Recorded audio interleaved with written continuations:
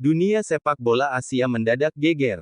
FIFA akhirnya menyetujui keluarnya 37 negara dari keanggotaan AFC.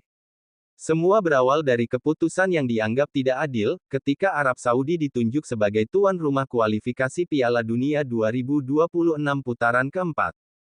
Dan kini, terbentuklah federasi baru, dipimpin oleh Jepang, Korea, dan Indonesia. Sebuah kekuatan baru yang membuat AFC mulai takut.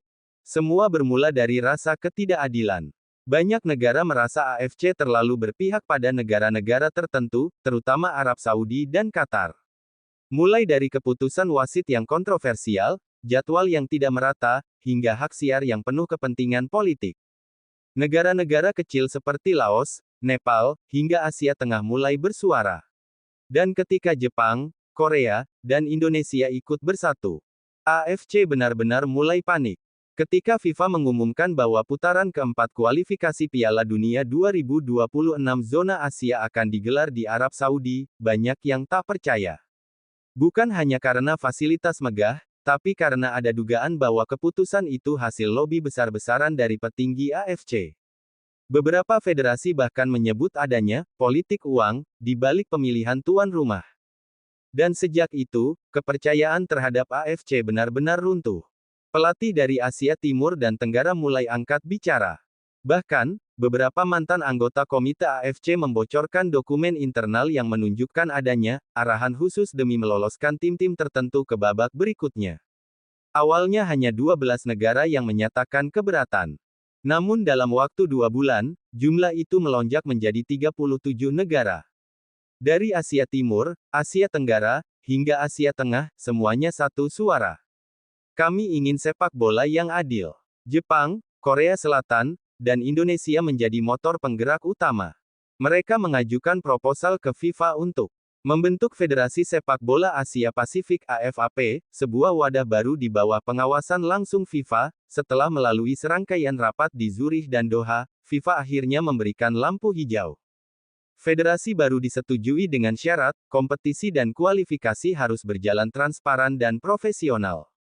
Keputusan ini membuat petinggi AFC terkejut dan geram. Namun mereka tidak bisa berbuat banyak. FIFA berhak mengatur struktur konfederasi bila dinilai ada pelanggaran integritas. AFC kini dalam posisi sulit. Beberapa sponsor besar mulai menarik diri. Negara-negara Timur Tengah mencoba menekan FIFA agar menunda keputusan ini, tapi terlambat. Federasi baru yang dipimpin Jepang, Korea, dan Indonesia kini dianggap sebagai simbol perlawanan terhadap ketidakjujuran. Media Eropa menyebutnya sebagai Asian Revolution in Football, revolusi sepak bola Asia. Federasi baru yang dipimpin Jepang, Korea, dan Indonesia kini dianggap sebagai simbol perlawanan terhadap ketidakjujuran. Media Eropa menyebutnya sebagai Asian Revolution in Football, revolusi sepak bola Asia. Ketika 37 negara bersatu, dunia akhirnya melihat bahwa sepak bola bukan sekadar permainan, tapi simbol perjuangan dan keadilan. Federasi baru ini adalah langkah awal menuju masa depan sepak bola Asia yang bersih dan bermartabat. Dan bagi AFC, mungkin ini saatnya berkaca. Karena ketika kepercayaan hilang, segalanya bisa runtuh dalam sekejap. Federasi baru telah lahir. AFC mulai takut. Dan sepak bola Asia tak akan pernah sama lagi. Masalah sebenarnya sudah muncul jauh sebelum 2026. Banyak negara anggota merasa AFC semakin tidak transparan. Keputusan-keputusan penting sering kali terasa tidak adil. Mulai dari penentuan wasit, pembagian grup, hingga hak siar yang hanya menguntungkan pihak tertentu.